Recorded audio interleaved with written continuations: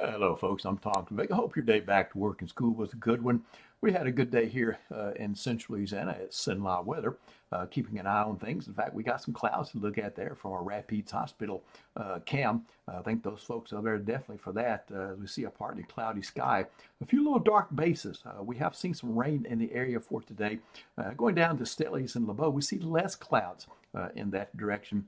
So we'll have to say it's mostly sunny down there. So go from the hospital to the market. All right. Radar showing a few showers and thunderstorms in areas to the north of us, moving to the south and southeast. This is the kind of pattern that I expected here for today. We'll get a little bit closer for you and kind of move into that area. Don't see anything big or anything like that. Go back an hour. We just see there's a little outflow boundary. And you can see this is kind of moving in basically from the northwest. The coverage is low at this particular time as well. All right, so let's go beyond the radar and take a look on a larger scale, on a national scale. We've got a Pacific tropical system here coming up to Baja. See a lot of enhanced clouds there. But that boundary is still in the Gulf of Mexico. This map is showing a little trough feature kind of working through the area. But for the most part, the rain is either to the south of us with this boundary or right along this little trough. It's been able to kick off a little bit of action. And you saw some of that on the SINLA radar just a bit ago.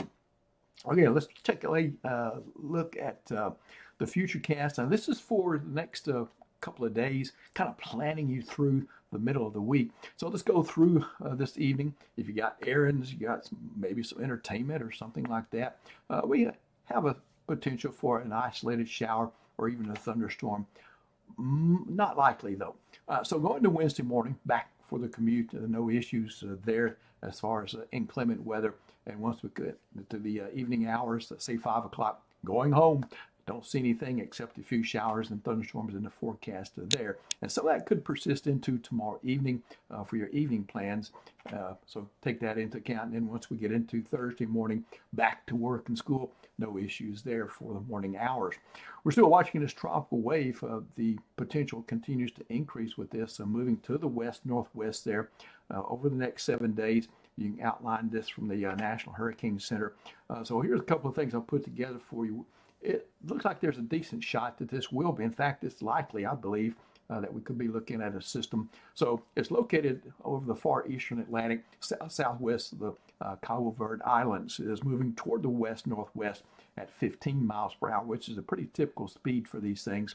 Conditions favor slow strengthening along the expected track. So this is likely to be a tropical depression or tropical storm by this weekend, hence the 70% that the National Hurricane Center has out for it. So tropical outlook, looking further, September 10th through the 23rd. We've got to watch this main development region there between the islands and the west coast of Africa because in September, this is the hotbed, one of the hotbeds definitely of activity as we see disturbances come off Africa. They get over this warm water, and if they're make a transition from a non-tropical to a tropical system there.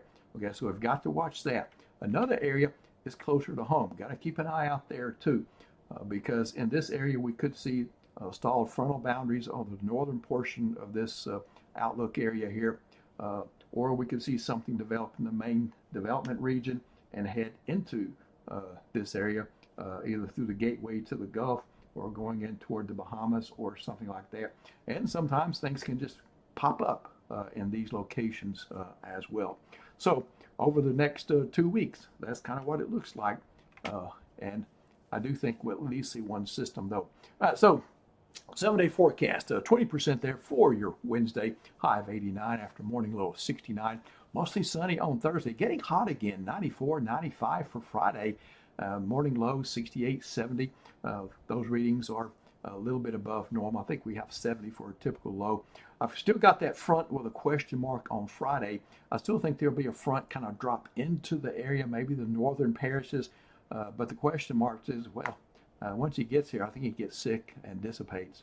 All right, so that leaves us with a weekend forecast with some low end chances range 20 and 30%. Calming down on the temperatures, though. Look at that, 86 for a high on Sunday. We will have a frontal passage, I do believe, on Sunday, and we'll be behind that front. The front boundary will be to the south of us Monday and Tuesday. But I got to keep a 30% chance of some showers and thunderstorms going. That front is going to sneak underneath an upper level ridge, a warm bubble of air. And usually when that happens, it does two things. It slows the front down. It makes it kind of messy. So for now, I'm holding at 30%, but there is some guidance that says we might need to go higher than that. But it also takes the sting out of the chilly air. All right. And so with that, I can only go in the upper 60s for lows there Monday and Tuesday, and keeping highs in the 80s. But compared to this summer, we'll take that for the summer heat that we've had. Okay, that's it from me. Thanks for being with me. Nick Miklos to see you in the morning, and I'll do this again for you with different data and maps, of course, for tomorrow evening, being the forecast center also. And thank you for your support for SNLI Weather, and hope your Wednesday is wonderful.